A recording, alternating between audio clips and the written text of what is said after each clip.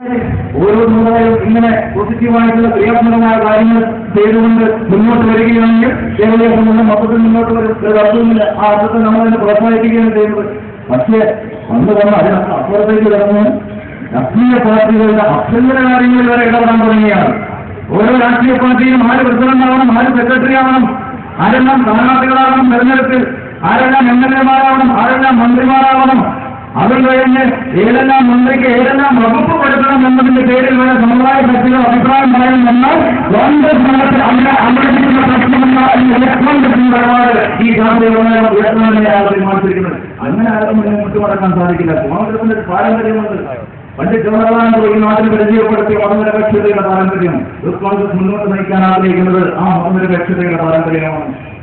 കേരള രാഷ്ട്രീയത്തെ ശക്തമായി മുന്നോട്ട് നയിക്കാൻ ആർജവമുള്ള ഒരേ ഒരു യുവജന സംഘടന അത് യൂത്ത് കോൺഗ്രസ് ആണ് എന്ന അഭിമാനബോധത്തോടുകൂടി ആ ദൗത്യം നമ്മൾ ഏറ്റെടുക്കുക തന്നെ ചെയ്യും. ആർക്കും സംശയം വേണ്ട. ഞാൻ മറ്റു കാര്യങ്ങളെക്കുറിച്ചൊന്നും പറയുന്നില്ല. നമ്മൾ വളരെ ഒറ്റക്കെട്ടായി മുന്നോട്ട് പോകുന്ന ഒരു സാഹചര്യത്തിലാണ് ഈ ശാഖ മലപ്പുറത്തേക്ക് ഇന്ന് കടന്നിരിക്കുന്നത്. ചില അഭിപ്രായ വ്യത്യാസങ്ങൾ പാർട്ടിക്കാലത്തുണ്ടായിരുന്നു, മുന്നണിക്കാലത്തുണ്ടായിരുന്നു. പലരും അത് കണ്ട് വെള്ളം വലുപ്പത്തിൽ വെച്ചിട്ടുണ്ടായിരുന്നു.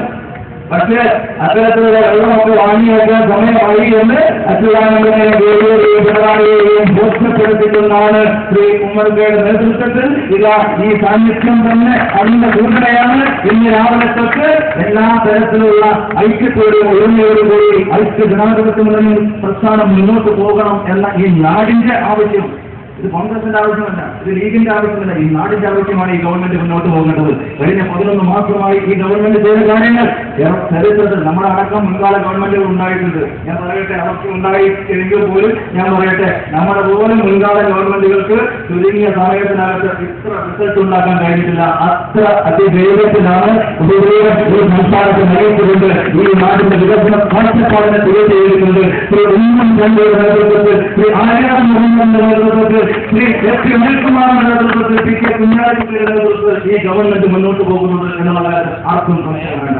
പ്രിയപ്പെട്ടവരെ, ആ ദൗത്യം മുന്നോട്ട് കൊണ്ടുപോകാൻ നമുക്ക് സാധിക്കേണ്ടതുണ്ട് എന്ന് മാത്രം സൂചിപ്പിച്ചുകൊണ്ട് ഇവിടെ നൽകിയ ഈ സ്വീകരണ സമ്മേളനത്തിന് സംസ്ഥാന സമിതിയുടെ എല്ലാ അഭിവാദനങ്ങളും അർപ്പിക്കുന്നു. ജയം ജയിട്ടുണ്ട്.